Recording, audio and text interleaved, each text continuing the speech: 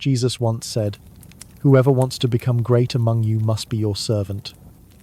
That line sounds poetic until you realize it's a direct stab at everything humans usually chase: prestige, rank, the urge to dominate. Greatness by kneeling lower than the rest?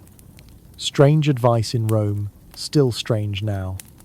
And yet that one sentence is a cornerstone to his system of thought. Tonight, we'll sit with those words, let them land, and then explore how they framed an entire philosophy that redefined what power really is. The problem with power. Imagine a world where climbing higher meant crushing others beneath you. That was Rome, where status was everything. The streets were lined with monuments to military glory, and parades were staged to remind everyone who held power, who controlled wealth, and who demanded loyalty. Day after day, you were measured by honor, by whose shadow you walked in, by how many servants you controlled, or how loudly others bowed at your name. You didn't rise by kindness. You rose by winning. Winning battles, winning favors, winning power struggles, no matter who broke under your hand in the process. This culture of conquest wasn't hidden. It sat on display. Triumphal marches clogged streets with soldiers and spoils looted from somewhere else. Victory was carved into stone reliefs, painted on walls, told in theatre. The more bodies in the pile, the taller you stood. Hierarchy oozed from every creaking wooden chair in the Senate to every dirty coin exchanged in a market. Everyone knew their place, and losing it meant shame that clung like smoke. If you didn't win, you weren't just ignored, you were nothing, stripped of any sense of worth. So when a poor Jewish teacher from a backwater spoke of a strength born not from domination but from humility, the words sliced against the grain of this entire society. Humility wasn't a code. It was a penalty. It meant accepting less, showing vulnerability, opening yourself to the kind of jokes and sneers that could destroy your social standing. Yet his teachings leaned into that exact posture. He questioned the very ladder everyone was fighting, calling into doubt the entire idea that climbing higher made you more human. Think about the contrast for a moment. Across Rome, rulers staged elaborate processions where they rode high above the crowd on chariots, crowned with laurel leaves, drenched in the praise of the masses. Greatness came in spectacle. But here was a man kneeling on the floor to wash the dirt from other people's feet. One image showed victory as a mountain of armor, the other as wet hands scrubbing dust from skin. In a culture addicted to conquerors, that posture of service looked less like power and more like surrender. The problem runs deeper. In Roman and wider Mediterranean thinking, weakness was equated with failure. To be strong was to be ruthless. To bend was to be crushed. From childhood, people learned that to survive, you needed to outshine and outfight. So to watch someone voluntarily lower themselves was baffling, even shameful. The expectation was clear. Power is public. Power is loud. Power doesn't say, "after you," when entering a door. It stomps through first. And yet the claim was that real strength could actually arise in the opposite direction. This wasn't just politeness. It was resistance to the endless cycle of domination. A society that worshipped honor left cracks wide open for resentment, for rivalry, for feuds that never ended. When glory is a limited pie, your slice comes only at someone else's expense. But humility didn't demand a pie at all. It shrugged at the scoreboard and said, "In essence, the rules of the game are broken. Why take it seriously, though?" In an honor-driven world, to practice humility looked suicidal. It risked making you invisible or worse, turning you into prey. So why would anyone treat this upside-down ethic as anything but naive nonsense? Because while the outer layers mocked or resisted, there were those for whom the existing system never offered a chance. The marginalized, the enslaved, the poor. They knew the ladder was rigged against them anyway. To be told greatness wasn't locked at the top rung, but could blossom underneath, was electrifying. Suddenly, worth wasn't chained to public recognition, but could be discovered in quiet acts of dignity, in ordinary service, in choosing to lift another even when no one clapped. Seen this way, humility wasn't a soft moral detail. It was a wrench tossed into the gears of an empire that defined humans by conquest and shame. By bending lower, you loosened the vice grip of honor codes that otherwise pinned you down. You stopped playing their game. Greatness became less about applause and more about attention, about seeing the unseen, caring for the neglected, upending the assumption that only the loudest voices count. Flipping the script in this way made humility not failure, but fierce rebellion dressed in gentleness. It's easy for us to reduce this to sentiment. Be nice, be humble. But in its original environment, the claim was destructive to the empire's moral furniture. Rulers reinforced humility as absurd because it undermined their symbolic control. By teaching that the servant is greater than the master, the weak are strong, and the last shall be first, Jesus rewired the definition of power itself. He reframed it away from crushing others and toward carrying others, away from staging triumphs and toward washing feet. The payoff is clear.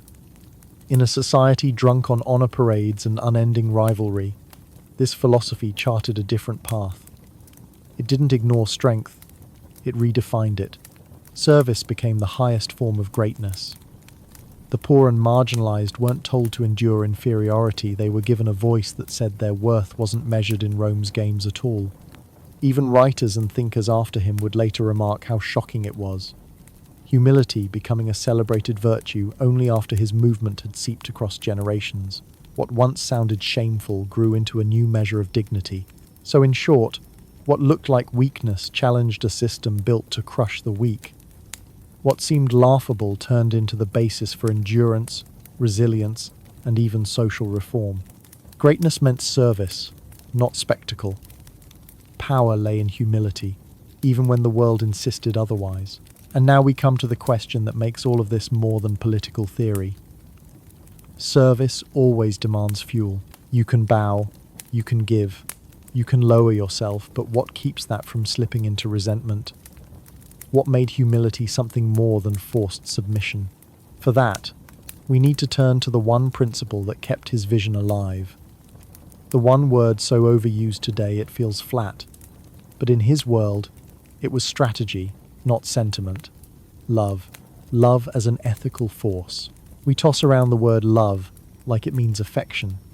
The soft music, the Valentine's cards, the heart-shaped emojis. But for Jesus, love wasn't a mood or a flutter. It was strategy, sharp, demanding. It was the ground you stood on even when the people across from you wanted nothing to do with you, or worse, wanted you gone. That word, agape, carried a different weight than the stuff we mean when we say romance or family bonds. It wasn't about warm feelings. It was about a choice. The kind of choice that ignores whether someone deserves it. Agape doesn't need a reason because it doesn't run on reason the way we usually measure it. It runs on a deeper claim, seeing another human as worthy just because they are human. That's it. If that sounds bland, remember what it looked like in practice. It didn't stop at people you like. It kept moving outward until it knocked on the doors of actual enemies. Think about your instinct when someone wrongs you. You grip back. You tuck that slight away like a score to be settled another day. That's how most societies have worked, balance the ledgers, eye for eye, tooth for tooth. What Jesus proposed short-circuited that entire rhythm. He said, love your neighbor, then shoved the definition of neighbor so wide it included the exact people you were told to keep out. Tribal logic collapsed under that kind of move. Instead of circles that kept insiders safe and outsiders strange, his ethic pushed the line straight through those walls. Enemies were no longer reservoirs of hate. They were test cases for love. It sounds unworkable, right? Like advice scribbled by someone who never took a punch. But communities have tried it, and the results are more surprising than cynical instincts expect. Think of modern experiences where reconciliation has stopped generational grudges from tearing people apart. Entire towns realizing that continuing cycles of retaliation only feeds the fire while starving everyone else. In those moments, a kind of agape shows up not as kumbaya sentiment, but as practical survival. It keeps the social fabric from shredding any further. And here's why it jarred people in ancient thought.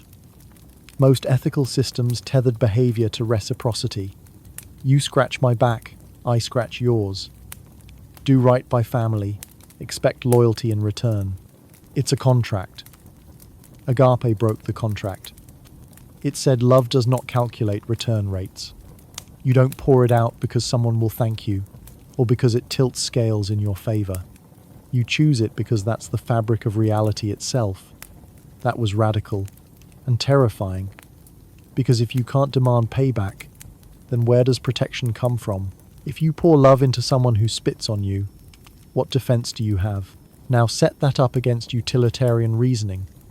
The idea that you love or help when it benefits the maximum number of people. That framework nightlines through many political debates, still shaping the way we weigh what's good. Jesus walked right past those calculations. Even if your love benefits no one else, even if it feels wasted on one person who returns cruelty, it's still demanded. It still stands. No math, no efficiency. For him, love wasn't a private virtue like compassion to be admired in your spare time. It was existence itself, a structure of being, not something to tack on to life when convenient, but the net that held you every second of it. So, ask yourself, can love be more powerful than revenge? History shows teeth and swords, blood feuds and vendettas.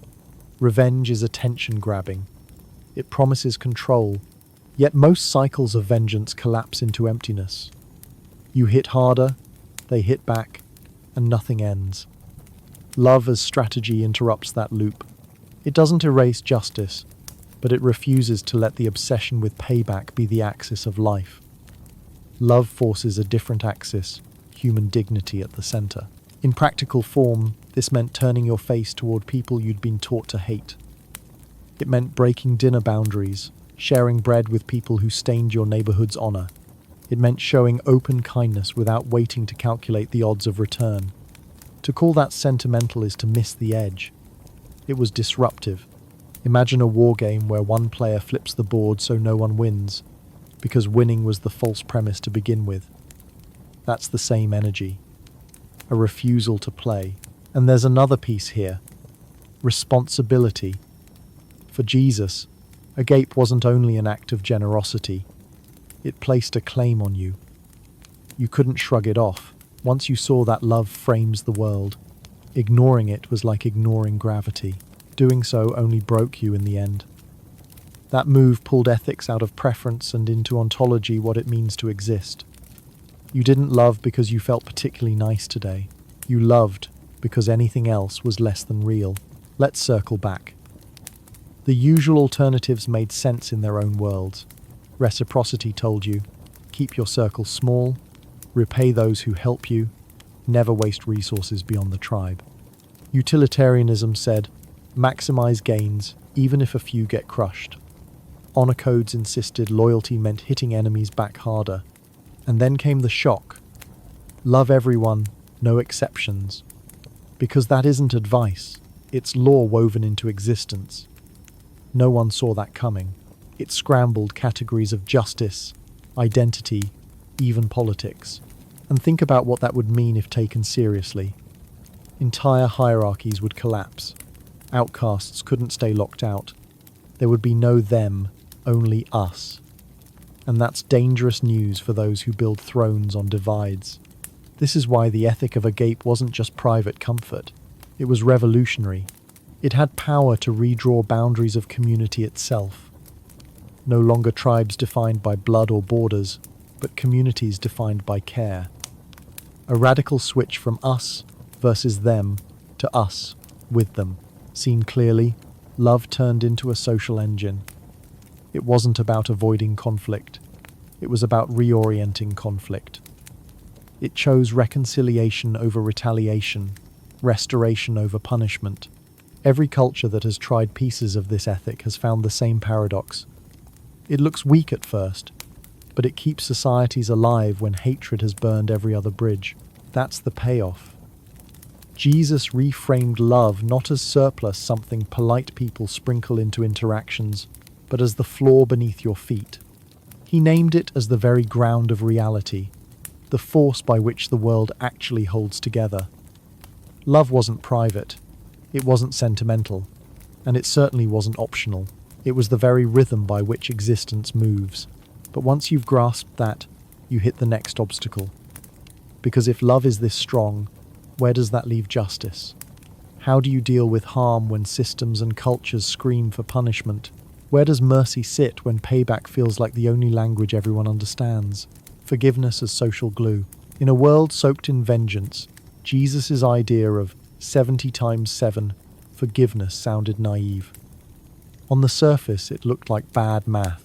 The number wasn't a literal count, though it was a call to wear mercy like a second skin.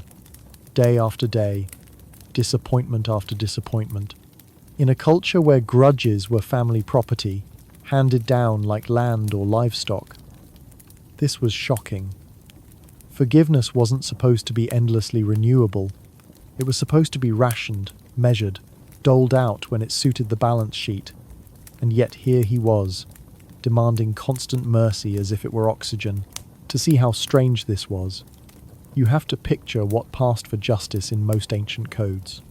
12 tablets, Hammurabi's laws, local councils, different names, same pattern. The principle was tit for tat. You stole, you paid, you injured, you got injured back.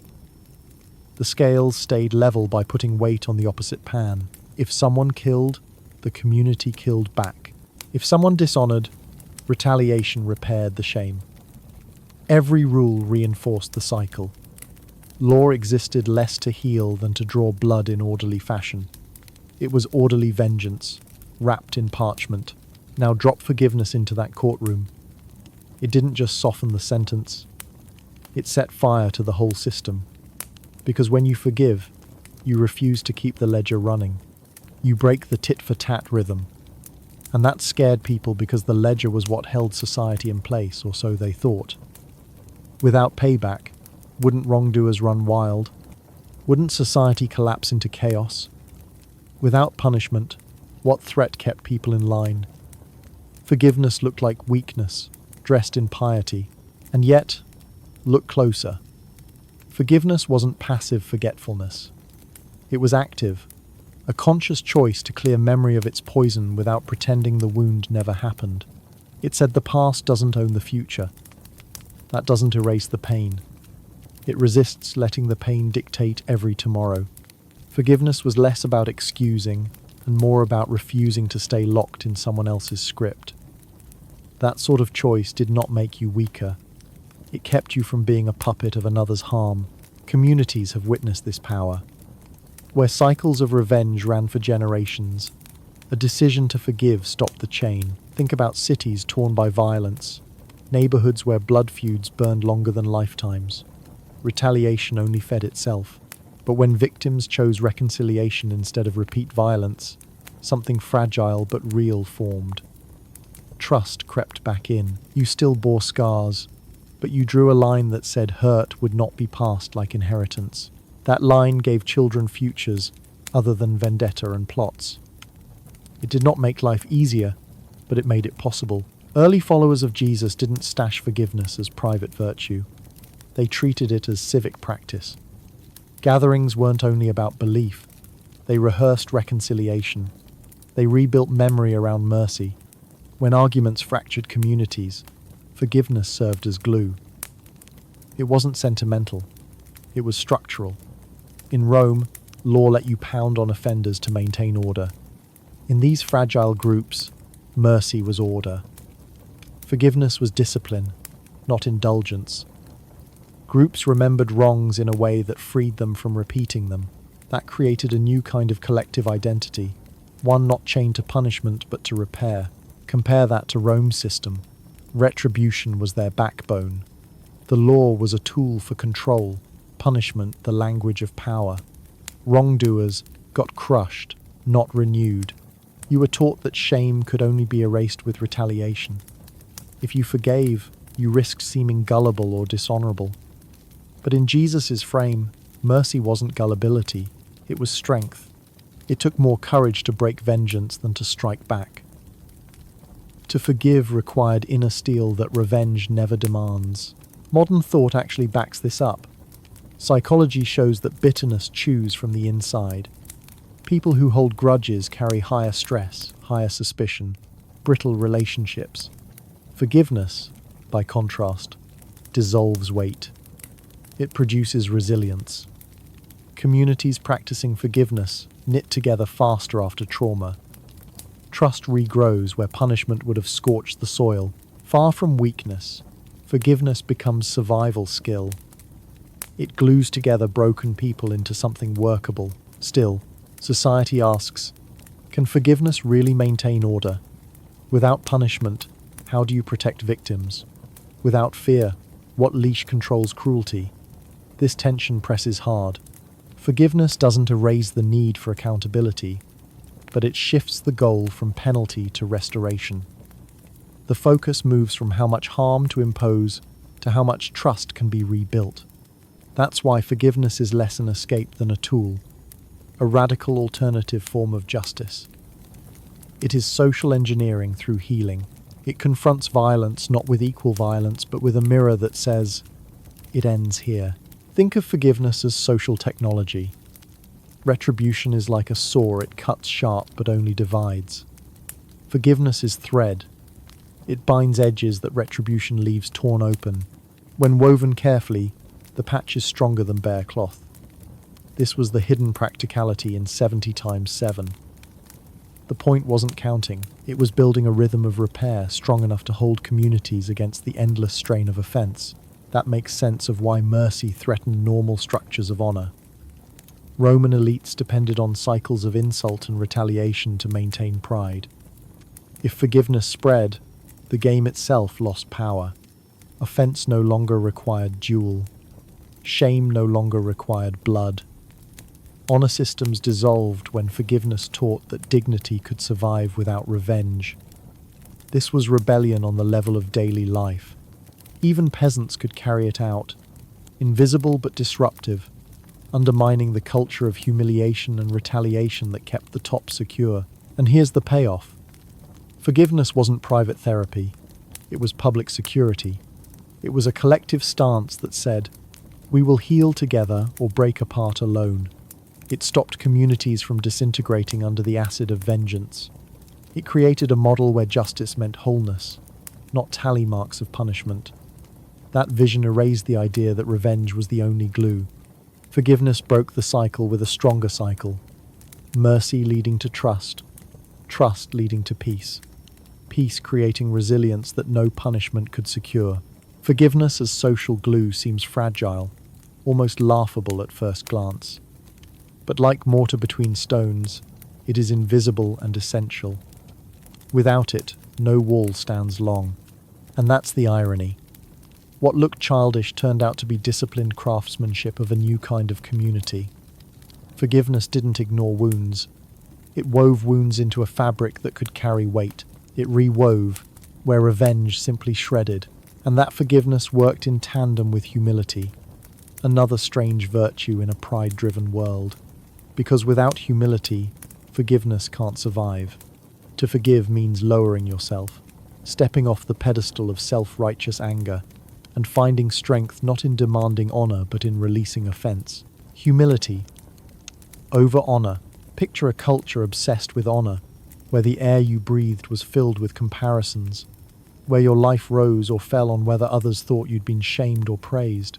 Every feast, every duel, every handshake became a stage where dignity was measured and tested. To lose honor in Rome was to lose oxygen. It wasn't just embarrassment. It was a social death sentence.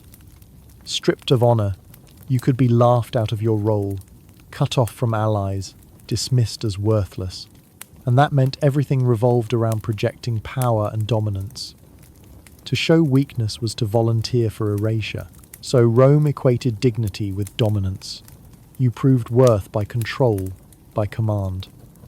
It wasn't enough to simply survive. You had to conquer to crush rivals, silence insults, flaunt wealth. The system turned life into a game of public theatre. The bigger your audience, the bigger your value. This obsession wasn't background noise. It was law, ritual, even architecture. Massive monuments weren't just stone.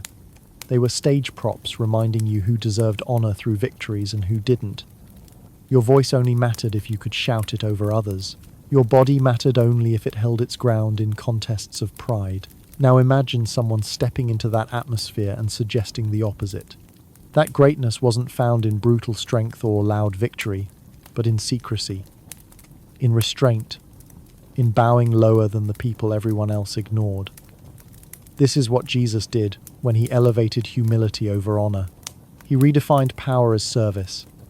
He described greatness, strangely enough, in the language of servants. Whoever wants to become great among you must be your servant. In Rome, an insult. In his movement, a manifesto. It turned the very meaning of dignity inside out. The contradiction is hard to miss. In Rome, humility was humiliation. Stooping low meant you had lost. It was the posture of failure. It was the face of weakness. To embrace humility was to wear defeat. So when Jesus held it up as greatness, the shock was violent. Imagine telling a billionaire that actual wealth comes not from yachts or towers, but from giving it all away and living in a shack. The idea jars, not because it's complicated, but because it threatens the ground of the identity itself. Now, here's the irony: humility wasn't even a value worth naming until his movement spread. You won't find Roman handbooks teaching it. You'll find honor, valor, victory, glory. Those were the jewels. Humility wasn't a jewel. It was dirt tracked in from the street, which makes the later reversal, humility becoming prized, not just interesting, but seismic. Something shifted in the ethical soil. Once Jesus' vision cut through, what had once been shame became badge. What had once been failure became strength. Only in the wake of his ideas did humility turn respectable. But why would anyone, in that world, actually follow someone who looked like he embraced disgrace? Why choose to trail after a man who deliberately courted shame, who rode a donkey instead of a stallion, who dined with outsiders instead of honoring the inner circle? Why invest faith in that? On the surface, it defied logic. Status was survival. Discarding it seemed foolish, even suicidal. The answer lay in what humility accomplished. It harbored a hidden strength that honor culture couldn't produce. Rivalry drained resources. Pride fractured communities. Living every day in comparison bred paranoia. Humility, however, freed you from that treadmill.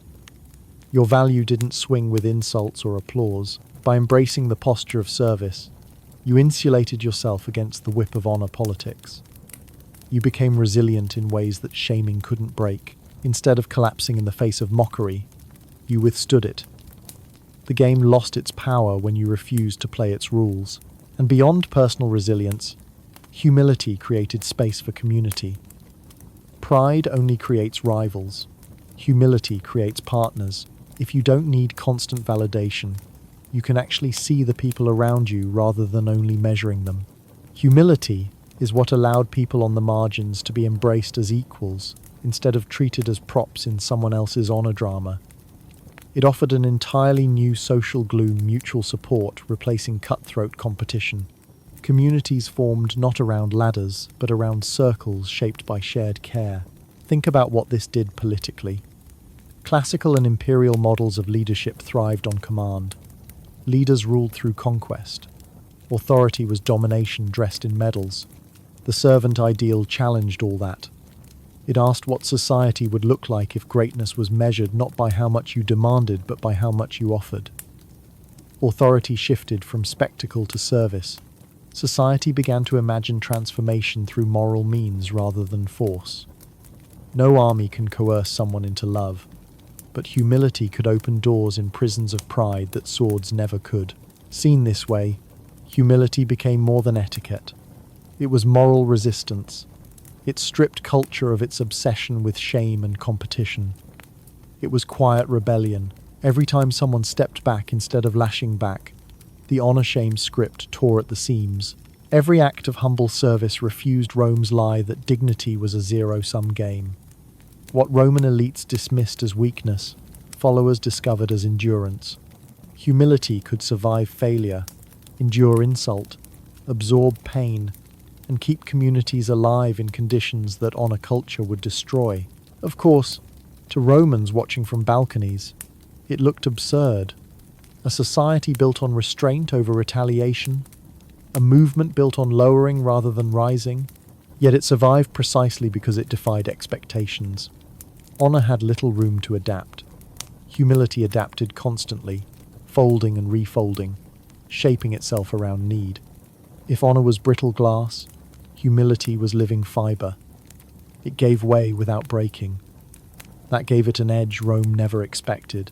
If you pause on that, you see why we still talk about humility today, while Rome's honor code rusted away with its weapons. Honor demanded more blood to stay alive. Humility gave life without demanding blood. Honor fed rivalry until only one stood tall. Humility built circles where many could breathe.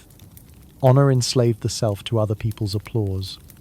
Humility freed the self to serve without fear of mockery. The contrast is complete. So when people abandoned the ladder of honor and instead knelt in service, they weren't discarding dignity. They were claiming a new kind of strength, liberation from constant rivalry, real resilience, the ability to join with others without fear. Humility reshaped what human worth could be, untied it from spectacle and attached it to human solidarity. That was the hidden strength. Humility wasn't the absence of power. It was its quiet redefinition. It fostered resilience in individuals, created durable communities, and rerouted leadership away from conquest into service. What once looked like self-destruction became building material. What once felt like disgrace became the heartbeat of a different order of life. And once you see humility that way, you begin to glimpse how the same hidden strength appears in his teaching on peace. Because just as humility rewired honor, non-violence rewired the meaning of strength itself. And that is where we go next. The strange power of non-violence. Turn the other cheek isn't about passivity, it's about leverage. That line can sound like an invitation to get walked on, a call to compliance in the face of cruelty. But that's only if you hear it through the ears of a culture where retaliation is king. In the world that heard it first, it was an insult wrapped in strategy. It was saying, I know the game you're playing, and I refuse to play by your rules. So, let's set the stage. You've got two dominant options when someone harms you. Retaliation hit back, and the cycle keeps spinning. Or submission fold down, let them rule, keep the system intact. Historically, this made sense. Violence glued empires together. Rome ran on intimidation. Villages ran on honor. You don't hit back, you look weak. And if you don't fight back, you stay chained. Those were the choices. Then comes the new instruction. Don't hit back, but also don't cower. Turn the other cheek. That doesn't mean offer a fresh spot for bruises. It means refusing the script. Imagine standing tall, refusing to skulk away, and presenting yourself in a way that forces your aggressor to see you as equal. The hand that strikes turns awkward. It loses its rhythm. A slap meant domination. A cheek turn demands recognition. What looked submissive becomes defiance without violence. And that's where the leverage lies. Retaliation feeds the system. Submission feeds it too. But this third way, it cracks the gears. By standing conscious, controlled, non-violent, you expose the violence for what it is. A performance of insecurity. You rob it of honor. You strip it of dignity. You hold yourself higher by refusing to mirror the ugliness. Now, this raises the obvious tension. How can not fighting back change anything? How can a cheek turned, a second mile walked, or a cloak handed over matter in the face of armored legions and iron law? From the outside, it looks laughable, but this is the shock we see again and again, that non-violence doesn't mean weakness. It means disruption. It's the rock in the machine, the wrench in the gears. Picture it. A whole society built on the assumption that the oppressed will either fight back violently, which justifies more crackdowns, or roll over, which confirms their dominance. And suddenly, here's a community that chooses neither. Instead, they absorb harm but stand, visibly equal, refusing revenge. It forces oppressors into a public contradiction. They want dominance, but they find themselves face to face with stubborn dignity that refuses to go away. One cheek turned can topple the theatrics of power precisely because it robs power of its script. And in a Roman world stuffed with honor codes and power parades, that's dangerous, because humiliation keeps the order alive. Once the humiliated rise up without violence, shame loses its sting. The game collapses. By redefining strength not as fists but as restraint, Jesus cracked into the core of social logic. For him, power wasn't about who could crush hardest. It was about who could serve without breaking, who could stand without rage, who could refuse to dehumanize even the people who dehumanized them. Fast forward, and you see the pattern repeat. Modern movements practicing non-violence shake systems built on fear. Tyrannies count on violent response to justify suppression. But when crowds stand with empty hands, refuse to throw back stones, and absorb punishment publicly while demanding dignity, governments stumble. Violence relies on reaction. When you don't react, the cycle starves. That's why non-violence keeps resurfacing. It drains regimes of the one thing they crave: legitimacy. Think of it like this. Violence is a predator that needs meat. Feed it revenge, it thrives.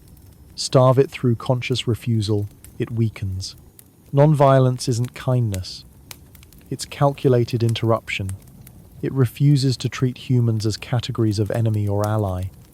It insists on something else. Your oppressor is still a human, capable of change. That's the leverage non-violence wields. It refuses to turn bodies into objects. But of course, it's terrifying, because it feels exposed. Violence is loud, punchy, visible. Non-violence is vulnerable, silent, defiant. It holds ground but doesn't lash out. It seems subtle until you realize the depth of its courage. To not strike back when struck requires steel most of us don't have. To keep standing without folding takes endurance that surpasses rage. Non-violence isn't the absence of response. It's the presence of a stronger one. And here's the trick. Power isn't fists. Power is meaning.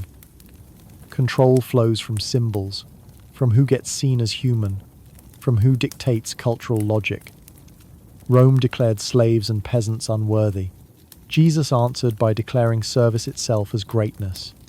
Rome claimed fists and whips made men powerful. Jesus declared that refusing to mirror dehumanization was the real strength. One vision rots with insecurity. The other renews communities from the inside. Notice how the pattern ties back to humility.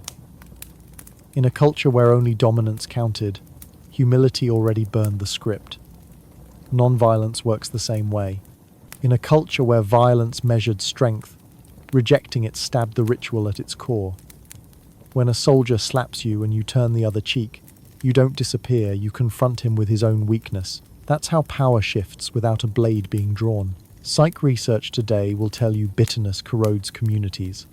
Cycles of attack and payback spin down into ruin.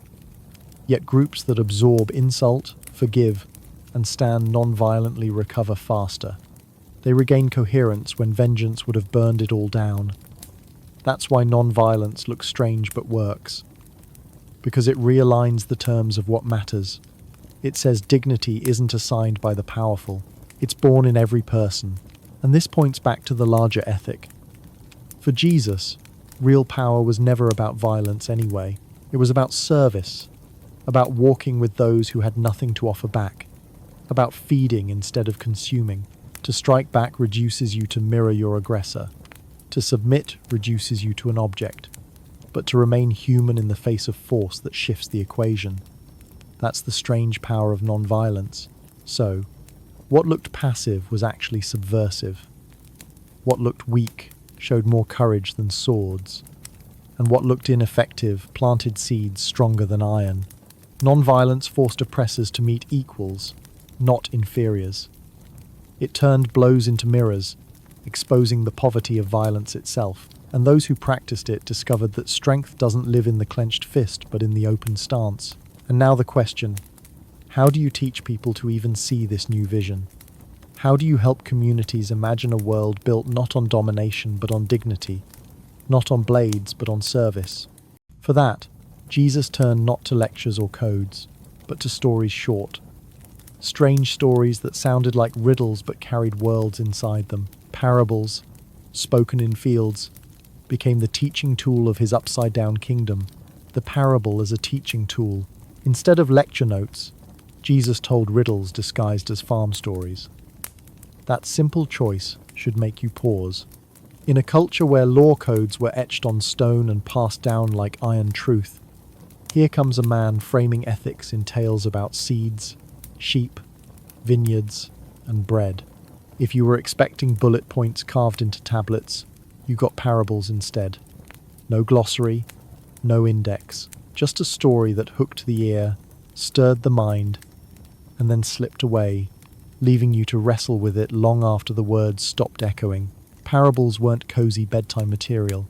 They operated like verbal traps.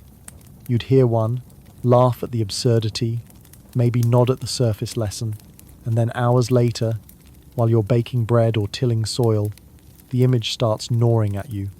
It won't settle. It demands interpretation. That was the intent. Parables forced you into participation. Instead of being a passive student scribbling down maxims, you became the interpreter. You weren't just hearing truth, you were helping discover it. That's an entirely different teaching model, and here's the tension. Why not just give clear rules? If you want people to stop stealing, say, don't steal. If you want them to stop fighting, set down the law. Rules provide clarity, safety, conformity. But clear rules produce surface obedience. They don't produce transformed people. Moral truth, if it's only absorbed like memorized facts, stays external.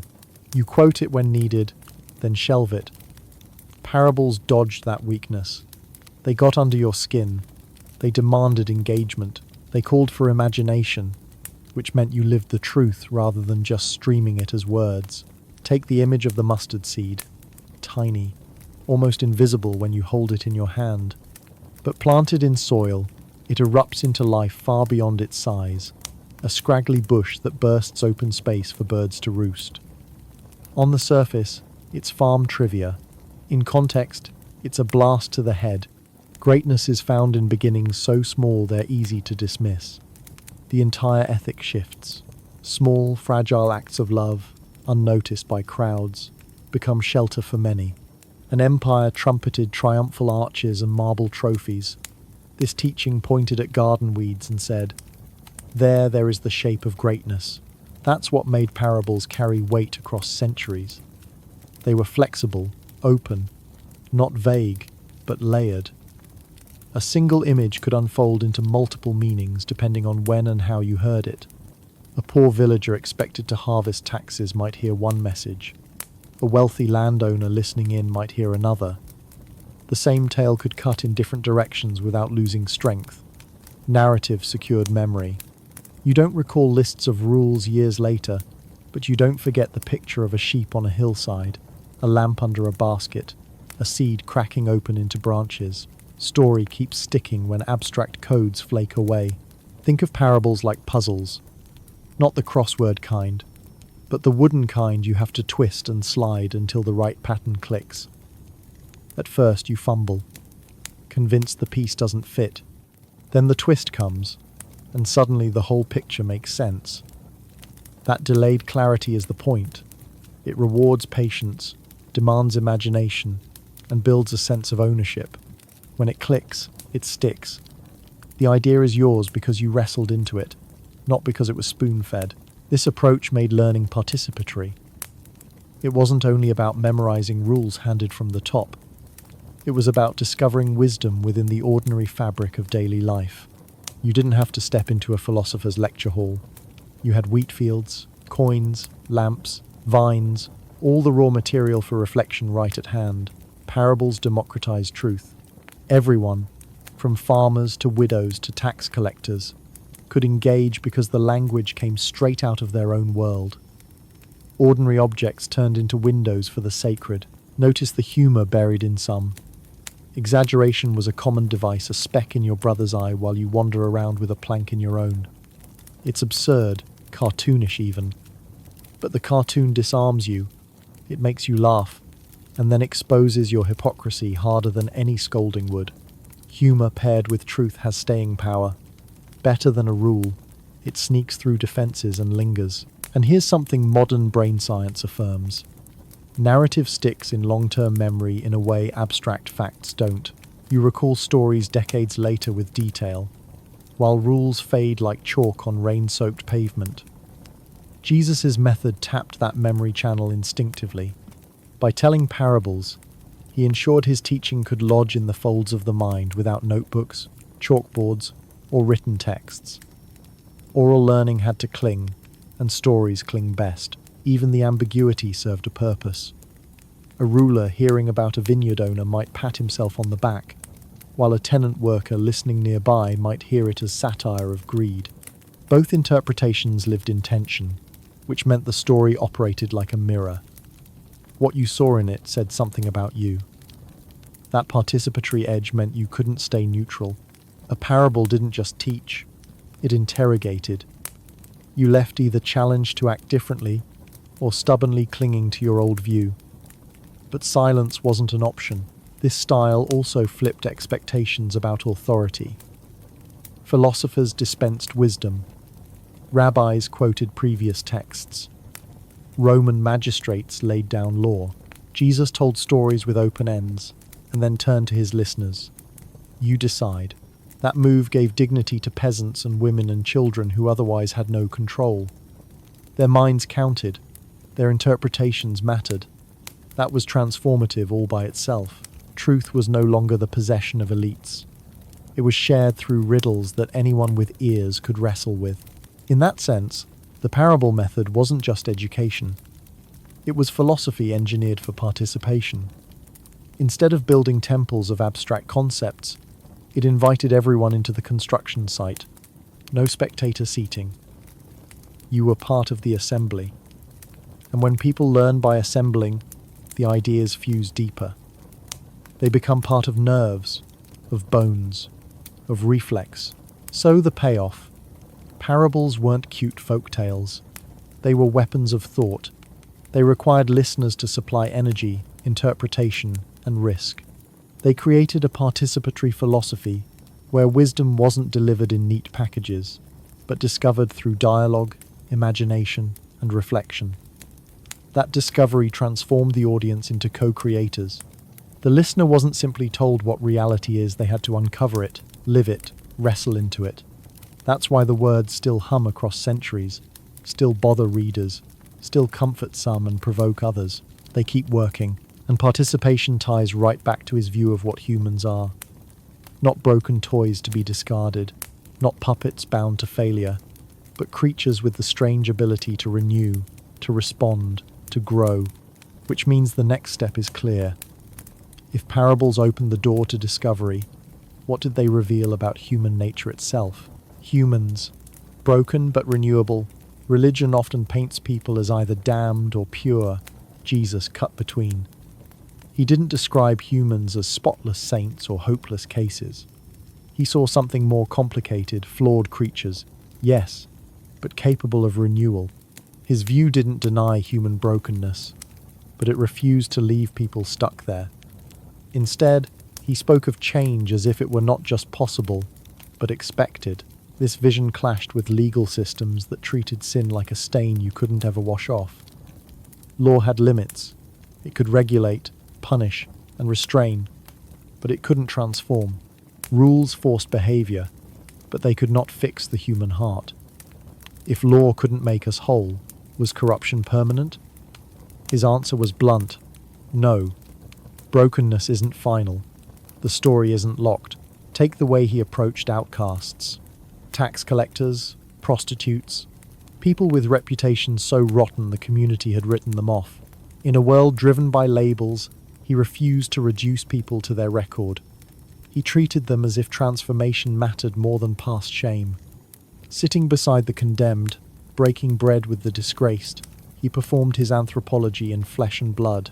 The signal was clear.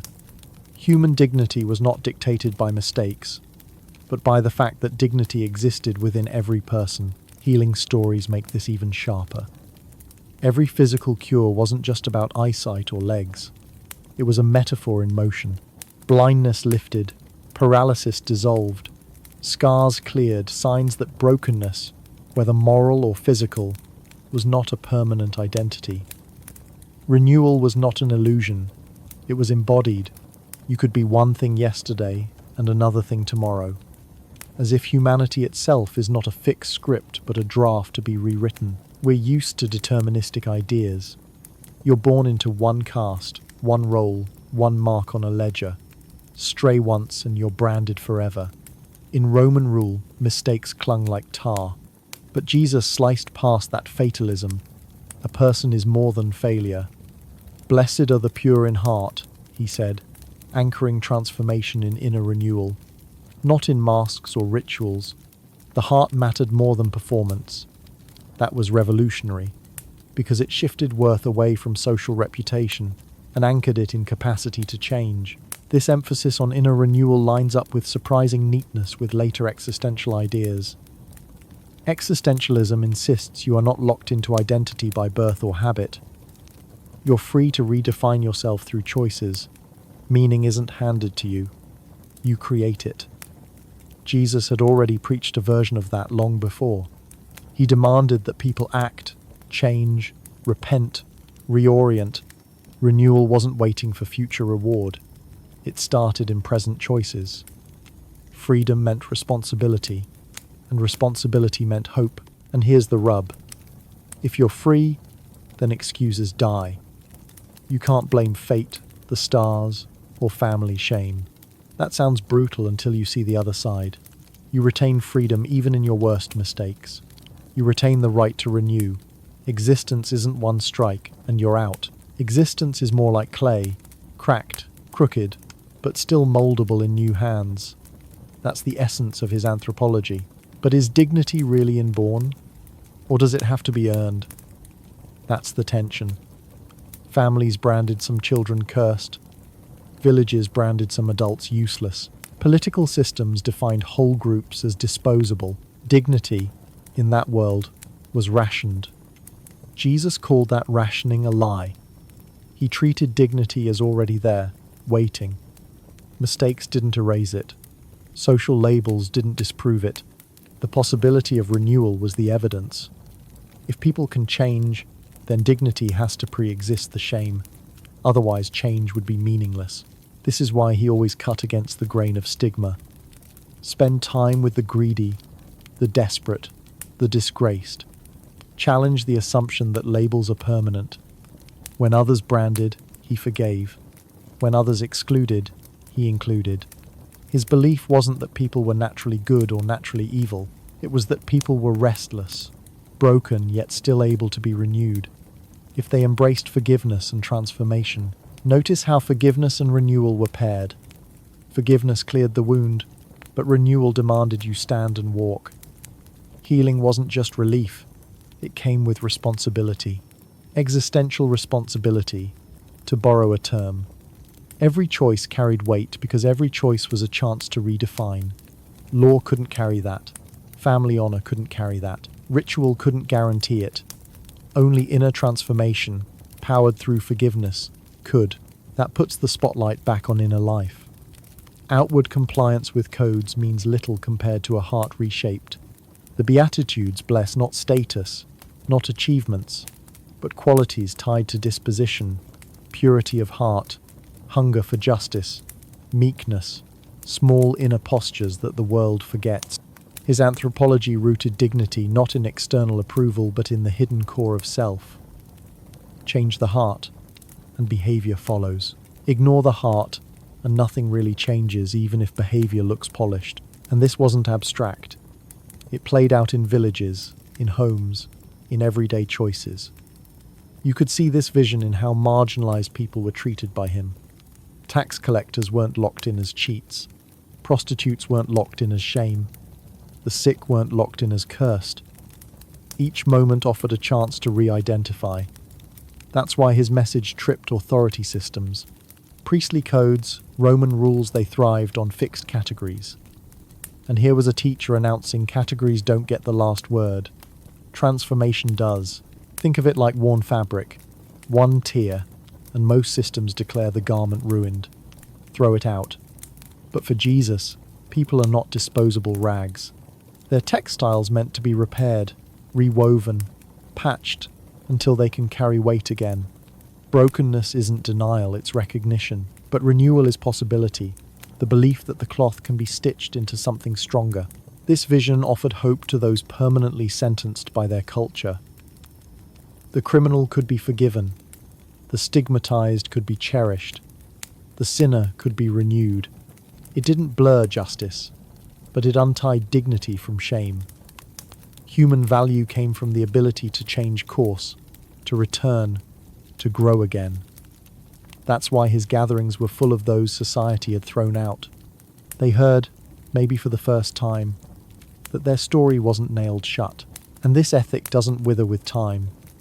You can map it over later philosophies that shout the same thing. Humans are broken, but free. Free to shape meaning. Free to take responsibility. Free to claw out of cycles that seemed fatal. That's why his anthropology still resonates. It isn't idealistic. It's brutally honest about failure. But then it throws light on the path of renewal. So the payoff is here. Jesus located human worth not in external validation, not in law, not in honor. He tied it to the possibility of renewal and forgiveness. Brokenness didn't erase dignity. It showcased the depth of it. Because only something already valuable is worth renewing. Surplus goods don't get mended. Cherished goods do. Humans, even cracked and stained, carry the potential of restoration. That belief turned despair into agency, and that agency folds into his bigger vision. Renewal wasn't an isolated self-improvement project. It was the doorway into the kingdom, which he said wasn't far off, not hidden, but present, right at hand. A way of being that starts here and now, reshaping reality itself from the inside out. The kingdom in the present. He didn't say heaven was only later. He said it was already at hand. That shift alone was enough to scramble the religious imagination of his time. Everyone expected paradise to exist as a kind of post-mortem prize, secured after the struggle of life was finally over. Judgment Day, cosmic reckoning, paradise postponed. But here was a teacher insisting the kingdom wasn't just a distant hope hanging in the clouds. It was standing right in front of them, active in the present. That blurred the line between now and later, between earth and heaven, between history and eternity. Traditional thought kept paradise locked in the future. You endured life now. You paid your dues. You obeyed the laws. And maybe, just maybe, you were rewarded down the line. That was the structure. Heaven later, drudgery now. Jesus stepped into that framework and cracked it. By saying the kingdom was at hand, he shifted the conversation from delayed expectation to immediate embodiment. The future wasn't waiting for you beyond the grave. The future was bleeding into the present. But here's the tension. How can a kingdom even exist without borders, banners, or armies? Everyone in his day knew what kingdoms looked like. Flags waved, soldiers marched, taxes extracted. You could see, taste, and fear the empire around you. Rome pulsed with visual proof of its power. Stone fortresses, vexilla banners, coins with Caesar's face pressed into them. Kingdoms meant geography and steel.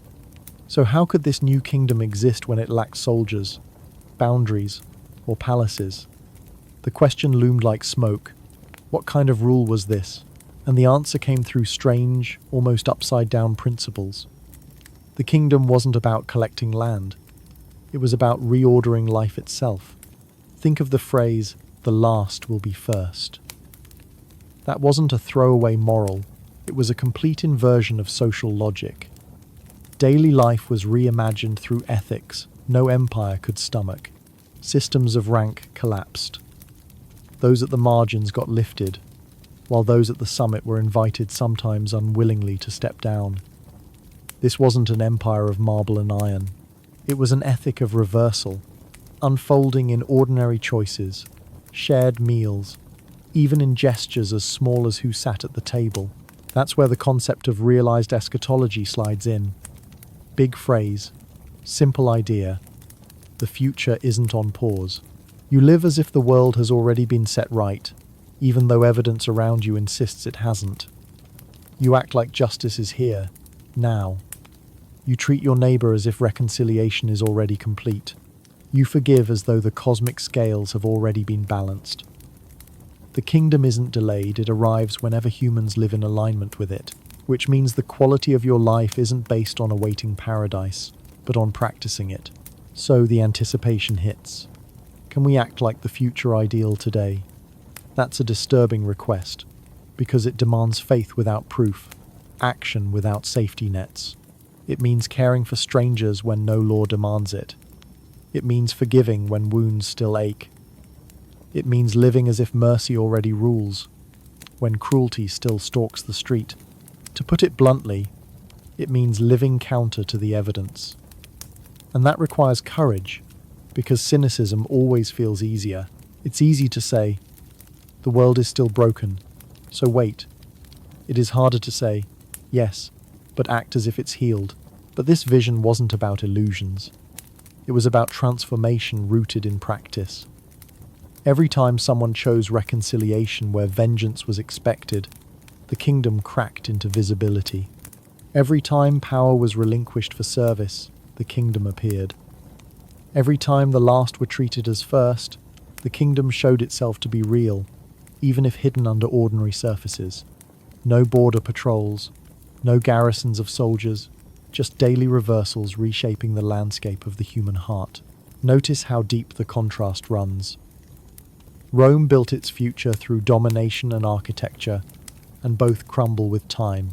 Jesus called for a kingdom built on justice, mercy, and peace, values that no stone can fully contain. Rome's glory required constant expansion, the kingdom of God required constant renewal of relationships. Rome belonged to the powerful few. This kingdom was open to anyone willing to practice its ethic. So even in villages with no wealth, even among slaves with no rights, the kingdom was already at hand. This also changed the psychology of hope.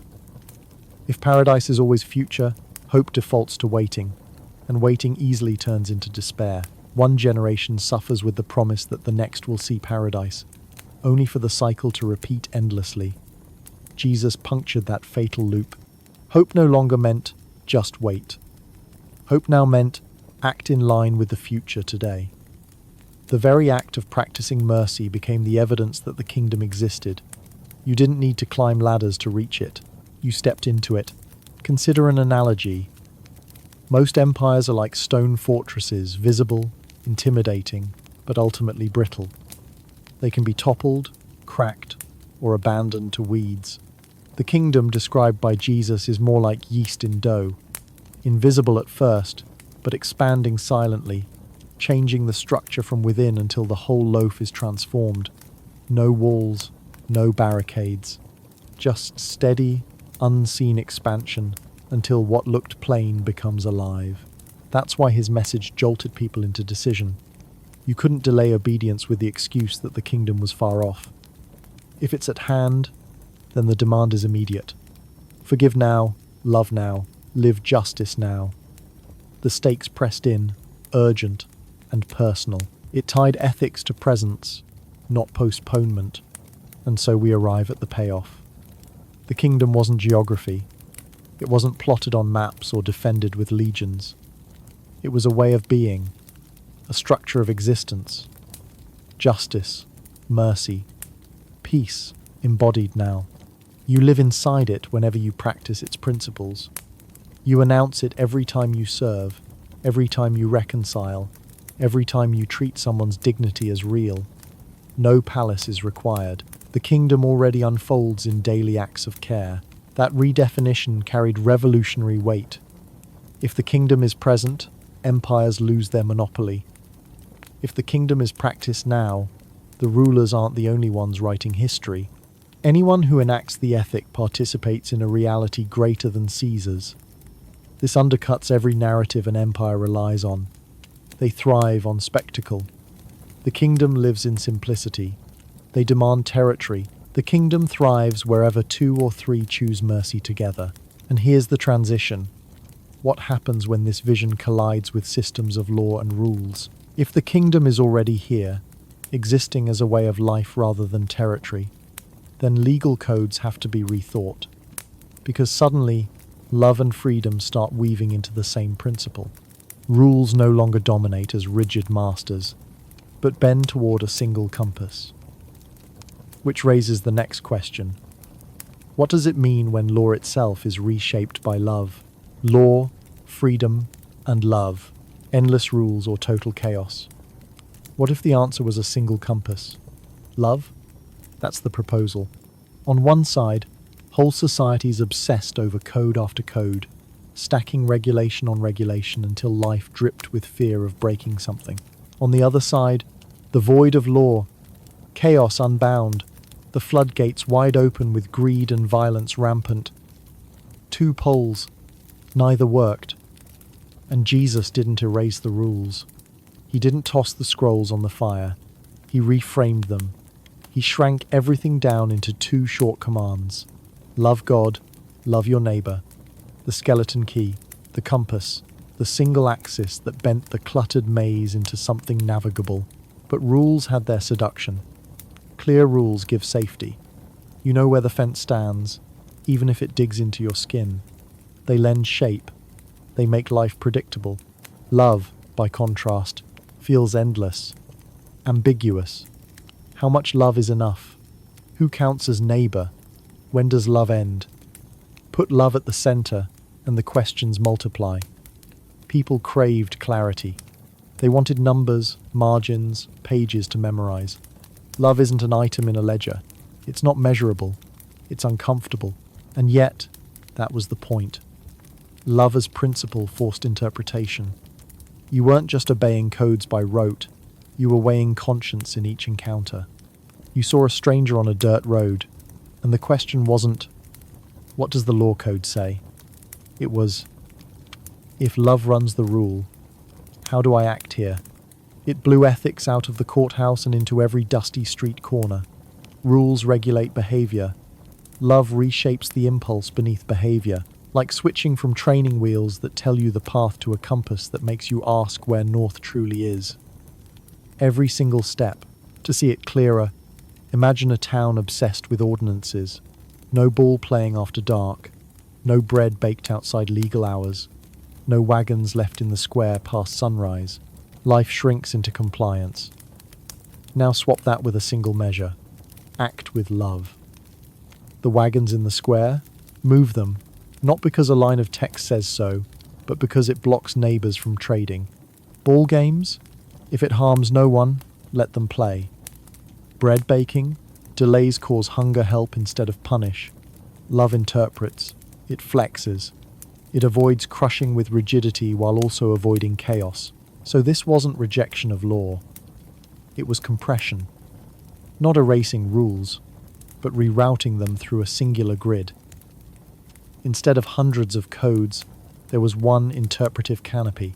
Love your neighbor as yourself. The double command shaped every other interaction. It was ethical universalism stripped of rigidity. Universal because it applied everywhere, to everyone. Flexible because it refused to ossify into endless lists. But here the tension bites. Is inner conscience reliable enough? Leave people to their own idea of love, and you risk disaster. One person might justify cruelty, another might neglect justice. It opens space for error. And yet, Jesus seemed to bank on it, bank on people engaging conscience instead of leaning safe on external lists. Instead of outsourcing ethics to a book, you were compelled to embody it, wrestle with it. Freedom meant risk, but also responsibility. Does that work? You can already tell it's tougher than rule-keeping, because rules police the outside, but love governs the inside. It's less about avoiding penalties and more about nurturing orientation. Love doesn't let you hide behind minimum standards. Love pushes past baseline. A thief might meet the letter of the law by returning stolen goods, Love presses further. Restore dignity, reconcile, repair trust. Rules stop where punishment ends. Love begins where repair starts. That's why this mini-system managed to balance law with freedom. Too many rules choke life. No rules breed abuse. Love sat between. It gave broad principle, guided action without suffocating particularity. It carved a third path. It operated like the hinge of a door, law on one side, freedom on the other. But the hinge itself was love keeping the movement smooth. Without the hinge, the door either locked tight or swung wild. With it, balance. Small example, think about telling the truth. A legal rule might say, don't bear false witness. Clear command. But love reframes. Tell the truth in ways that preserve dignity. Love doesn't excuse lying, but it also doesn't encourage wielding truth like a weapon. Rule says, speak. Love says, speak to heal. It complicates, but it deepens. Or generosity. Law might dictate 10% offerings, best calculated and enforced. Love asks for generosity that meets the needs of the community around you, even if it's more than 10%, even if it's unpredictable, even if no one measures it but you. In this frame, freedom and law don't clash. They bend into each other through the middle ground of love. What's striking is how portable this compass was. Unlike massive law codes carved into temple walls, this ethic could walk. It needed no courtroom library, no scroll chest. It lived in memory, in conscience. Portable enough for peasants and elites, portable enough for people scattered across regions, portable enough to endure even exile. That gave it longevity, and what made it powerful also made it unsettling. Totalitarian systems love detailed codes. They thrive on control, surveillance, endless subclauses. A principle like love robs control of its sharp edge. It hands power back to conscience, to daily decisions made without overseers lurking. That was part of its danger, part of its resistance value. You couldn't contain it behind palace walls. Command it, exile it, burn it. The compass still survived, because it was housed inside people rather than scrolls alone. So yes, love asks more of you. It complicates. It opens you up to interpretation and critique. But isn't that the point? To trade compliance for conscience. To trade rigid survival for genuine care. You're free, but not untethered. You're bound, but not chained. That's the strange balance. Law and freedom hold together because love provides the balance point neither can supply alone. The payoff is this. You don't need endless statutes to live rightly, and you don't need anarchy to feel free. A single compass pulls both into tension and keeps them from spinning off into dysfunction. Love is that compass. It doesn't erase law. It reads law through mercy. It doesn't erase freedom. It disciplines freedom to serve rather than consume. That's coherence. So what happens when whole communities choose this compass as their core law? When societies choose forgiveness over punishment, restoration over fear, and mercy over dominance? Things start to shift. And that's the next step. This principle doesn't just shape lone individuals. It shapes entire communities built not on fear of punishment, but on shared responsibility anchored in care. Community as healing. What happens when society builds itself on forgiveness instead of fear? It sounds unstable at first glance, almost absurd. Order, we're told, requires punishment. You need people afraid of the whip to keep them in line. Fear polices, fear controls, fear ensures the streets don't collapse into chaos. But Jesus pictured something else: communities tied together not by terror, not by endless rules, but by reconciliation and responsibility. Less like a cage dressed up as safety, more like a hearth where strangers could share a table. Now, consider the default model. Most societies build order on punishment. Do wrong, and you're fined, shamed, ostracized, get caught, and you pay sometimes with coin, sometimes with blood. The system relies on the deterrent. It says, cross the line, and we crush you. Strip that out, and people panic. They imagine crime running wild, betrayal festering, neighbors thinking only of themselves. Punishment holds it in check, or so the logic goes. But is fear really glue? Fear can grip tight, but it weakens the material it grabs. It makes people obey, but only until they lose sight of the guard. It makes communities brittle, shallow, built on suspicion. Everyone keeps score. Everyone watches for cracks. On the outside, things look secure. Inside, it's rot. What Jesus suggested was jarring, that forgiveness could work as the adhesive, that mercy could be the principle shaping the bonds. So you look at who he welcomed: tax collectors, prostitutes, beggars, outsiders with reputations so ruined they served as campfire gossip. In the usual system, they stayed out. Their shame disqualified them. But he sat with them, ate with them, named them as participants. Imagine a small town where everyone knows who cheats, who sells scandal, who robs. Those names usually stay stuck, their marks carved deep. Now imagine the same outcasts welcomed without stigma, woven back into the circle.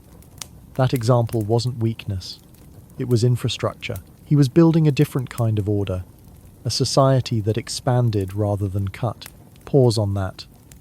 Forgiveness wasn't just being nice. It was discipline, a structured practice that reshaped memory and identity. Communities rehearsed mercy.